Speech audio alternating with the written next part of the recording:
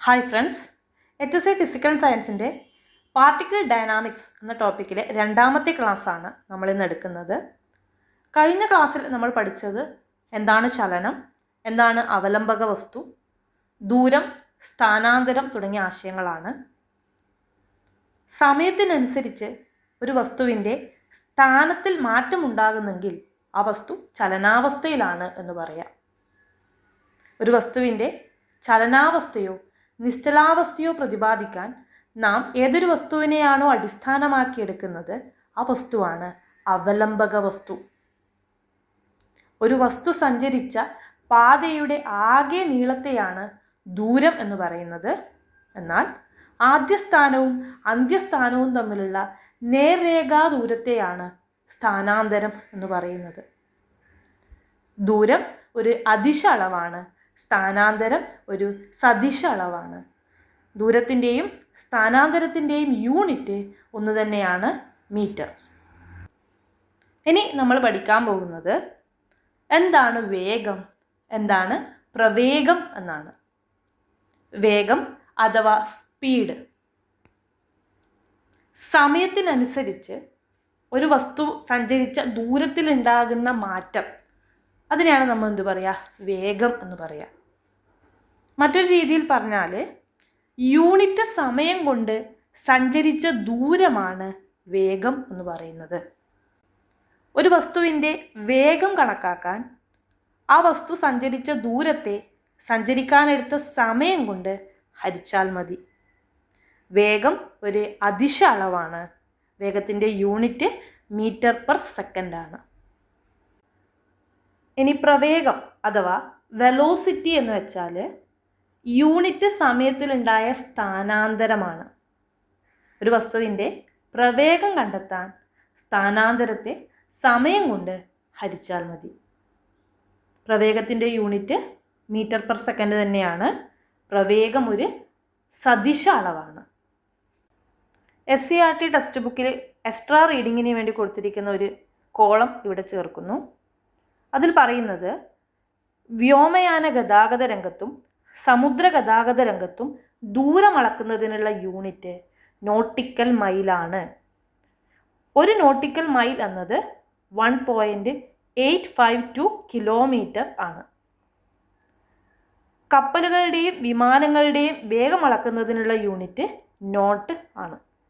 അപ്പോൾ ഇത്തരത്തിലുള്ള പോയിന്റുകൾ നോട്ട് ചെയ്ത് വെക്കണം. ഇനി നമ്മൾ പഠിക്കാൻ പോകുന്നത് എന്താണ് സമവേഗം, എന്താണ് അസമവേഗം എന്നാണ്. വിവിധ സമയ ഇടവേളകളിൽ ഒരു കാറ് സഞ്ചരിച്ച ദൂരങ്ങളാണ് ചിത്രീകരിച്ചിരിക്കുന്നത്. കാറ് എയിൽ നിന്ന് തുടങ്ങി ബിയിൽ എത്തിച്ചേരുമ്പോൾ സഞ്ചരിച്ച ദൂരം 20 മീറ്റർ ആണ്. 20 മീറ്റർ സഞ്ചരിക്കാനെടുത്ത സമയം 2 സെക്കൻഡാണ്. അപ്പം ദൂരവും സമയവും കിട്ടിയാൽ നമുക്ക് എന്ത് ചെയ്യാം, വേഗത കണ്ടുപിടിക്കാം.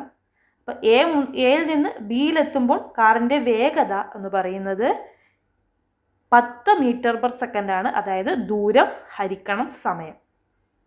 ഇനി കാറ് ബിയിൽ നിന്ന് സിയിലെത്തിച്ചേരുമ്പോൾ സഞ്ചരിച്ച ദൂരം 20 മീറ്റർ തന്നെയാണ്. സഞ്ചരിക്കാനെടുത്ത സമയം 2 സെക്കൻഡ് തന്നെയാണ്. അതുകൊണ്ട് വേഗത 10 മീറ്റർ പെർ സെക്കൻഡ് തന്നെയാണ്. അങ്ങനെ എഫ് വരെ നമ്മൾ നോക്കിയാൽ നമുക്ക് മനസ്സിലാവും ഓരോ 2 സെക്കൻഡിലും കാറ് സഞ്ചരിച്ച ദൂരം തുല്യം തന്നെയാണ്. അതിനാൽ അവയുടെ വേഗതയും എന്താണ്, തുല്യമാണ്.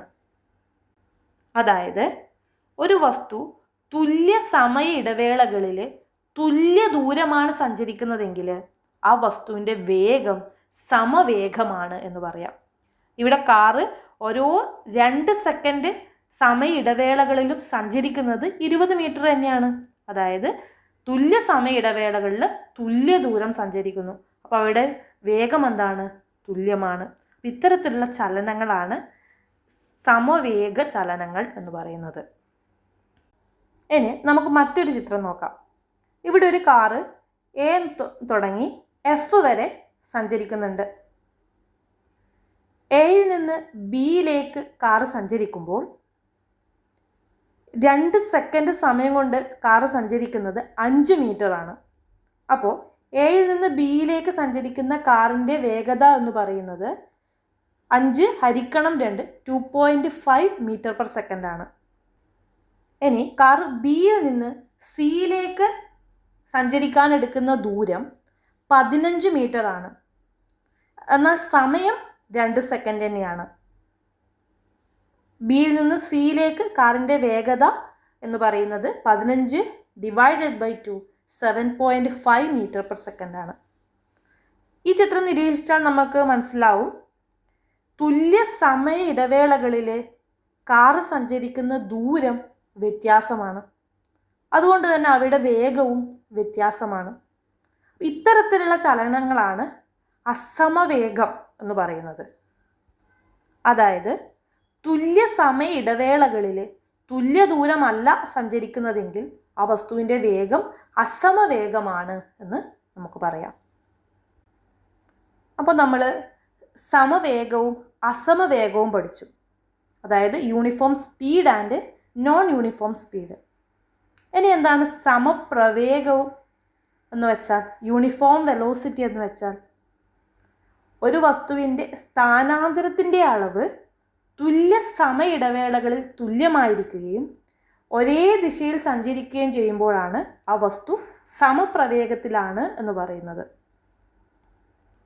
അതായത് ഒരു വസ്തു തുല്യ സമയ ഇടവേളകളിൽ തുല്യ ദൂരം സഞ്ചരിക്കുകയും വസ്തുവിൻ്റെ ചലന ദിശയ്ക്ക് മാറ്റമില്ലാതെ തുടരുകയും ചെയ്യുമ്പോൾ ആ വസ്തു നമുക്ക് സമപ്രവേഗത്തിലാണ് എന്ന് പറയാം. വസ്തുവിൻ്റെ ചലനദിശ മാറിക്കൊണ്ടിരിക്കുകയാണെങ്കിൽ നമുക്ക് ആ വസ്തു സമപ്രവേഗത്തിലാണ് എന്ന് പറയാൻ പറ്റില്ല. ചലനദിശ മാറുമ്പോൾ പ്രവേഗവും മാറിക്കൊണ്ടിരിക്കും. അതായത് വേഗം, ദിശ എന്നിവയിൽ ഏതെങ്കിലും ഒന്ന് മാറിയാൽ വസ്തുവിൻ്റെ പ്രവേഗവും മാറും. അത് പിന്നെ എന്താവും? അസമപ്രവേഗത്തിലേക്കായി മാറുകയും ചെയ്യും. വസ്തുവിൻ്റെ സ്ഥാനാന്തരത്തിൻ്റെ അളവ് തുല്യ സമയ ഇടവേളകളിൽ തുല്യമായിരിക്കുകയും ഒരേ ദിശയിൽ തന്നെ സഞ്ചരിക്കുകയും ചെയ്യുമ്പോഴാണ് ആ വസ്തു സമപ്രവേഗത്തിലാണ് എന്ന് പറയുക. സമപ്രവേഗത്തിന് ഉദാഹരണമാണ് പ്രകാശത്തിൻ്റെ ശൂന്യതയിലൂടെയുള്ള സഞ്ചാരം. നമുക്കറിയാം, പ്രകാശം സഞ്ചരിക്കുക നേർരേഖയിലാണ്. മറ്റൊരു ഉദാഹരണം പറയുകയാണെങ്കിൽ സമവേഗതയിൽ നേർരേഖയിലൂടെ സഞ്ചരിക്കുന്ന ഒരു കാറിൻ്റെ ചലനവും സമപ്രവേഗത്തിന് ഉദാഹരണമാണ്.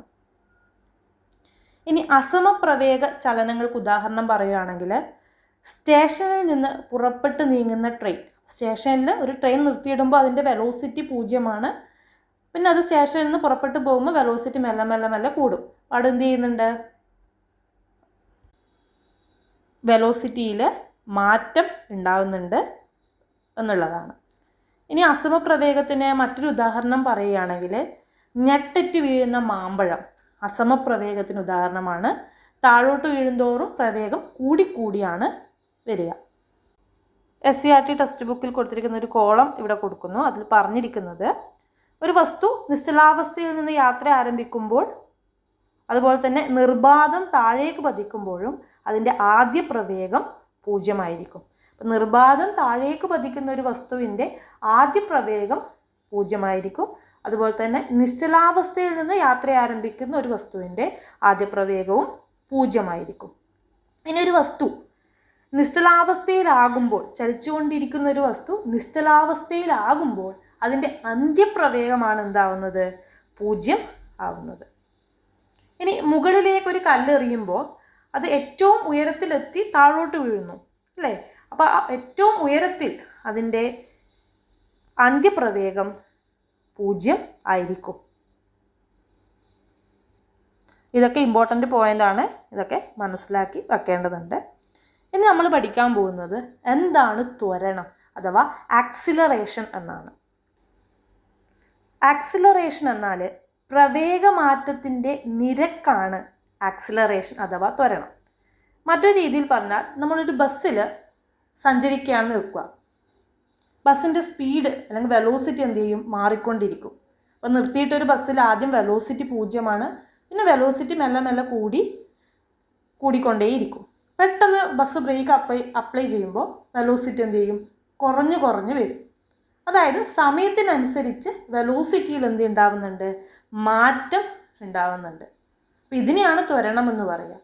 സമയത്തിനനുസരിച്ച് വെലോസിറ്റിയിൽ ഉണ്ടാകുന്ന മാറ്റത്തെയാണ് ത്വരണം എന്ന് പറയുക. അല്ലെങ്കിൽ നമുക്ക് പറയാം പ്രവേഗമാറ്റത്തിൻ്റെ നിരക്കാണ് ത്വരണം. ത്വരണം കണ്ടുപിടിക്കാൻ പ്രവേഗമാറ്റത്തെ സമയം കൊണ്ട് ഹരിച്ചാൽ മതി. അതായത് ത്വരണം v - u/t. v എന്ന് പറയുന്നത് അന്ത്യപ്രവേഗവും u എന്ന് പറയുന്നത് ആദ്യപ്രവേഗവുമാണ്. ത്വരണത്തിൻ്റെ യൂണിറ്റ് m/s² ആണ്. ത്വരണം എന്ന് പറയുന്നത് ഒരു സദിശ അളവാണ്. ഇനി നെഗറ്റീവ് ത്വരണത്തെയാണ് നമ്മൾ മന്ദീകരണം എന്ന പേരിൽ വിളിക്കുന്നത്. അതായത് വെലോസിറ്റിയുടെ ദിശയ്ക്ക് എതിർ ദിശയിലാണ് ത്വരണമെങ്കിൽ അതെന്താണ്, നെഗറ്റീവ് ത്വരണമാണ്, അതായത് മന്ദീകരണമാണ്. ഒരു ബസ് ബ്രേക്ക് അപ്ലൈ ചെയ്യുമ്പോൾ വെലോസിറ്റി എന്താണ് ചെയ്യുന്നത്, കുറഞ്ഞാണ് വരുന്നത്. അവിടെ ഉണ്ടാകുന്ന ത്വരണം മന്ദീകരണമാണ്, അതായത് നെഗറ്റീവ് ത്വരണമാണ്. ടെക്സ്റ്റ് ബുക്കിൽ കൊടുത്തിരിക്കുന്ന മറ്റൊരു എക്സാമ്പിളാണ് ഒരു ചീറ്റപ്പുലി ഓടുന്നത്. സമയം കൂടുന്നതിനനുസരിച്ച് അവിടെ എന്താ ചെയ്യുന്നത്, ചീറ്റപ്പുലിയുടെ സ്പീഡ് അല്ലെങ്കിൽ വെലോസിറ്റി എന്താണ്, കൂടുകയാണ് ചെയ്യുന്നത്. അവിടെ ഉണ്ടാകുന്നത് ഒരു പോസിറ്റീവ് ത്വരണമാണ്. ഇനി സമപ്രവേഗത്തിൽ സഞ്ചരിക്കുന്ന ഒരു ചലനത്തിൽ, സമപ്രവേഗം എന്ന് പറയുന്നത് പ്രവേഗം എന്തായിരുന്നു, പ്രവേഗം കോൺസ്റ്റൻ്റ് ആയിട്ട് നിൽക്കുന്ന ഒരു ചലനത്തെയാണ് നമ്മൾ സമപ്രവേഗം. പ്രവേഗത്തിൽ എന്തില്ല, മാറ്റമില്ല, പ്രവേഗം കോൺസ്റ്റൻ്റ് ആണ്. അത്തരം സന്ദർഭങ്ങളിൽ എന്താണ്, ആക്സിലറേഷൻ 0 അപ്പം acceleration can be 0, positive or negative. SCERT text ബുക്കിൽ കൊടുത്തിരിക്കുന്ന 1-2 സിറ്റുവേഷൻസ് ആണ്. അതായത് നിരപ്പായ തറയിൽ ഉരുളുന്ന പന്ത്, അതിനുണ്ടാകുന്നത് മന്ദീകരണമാണ്. അതായത് പന്ത് ഉരുണ്ട് മെല്ലെ എന്ത് ചെയ്യും, നിൽക്കും. അതുകൊണ്ട് അതിനുണ്ടാകുന്നത് മന്ദീകരണമാണ്.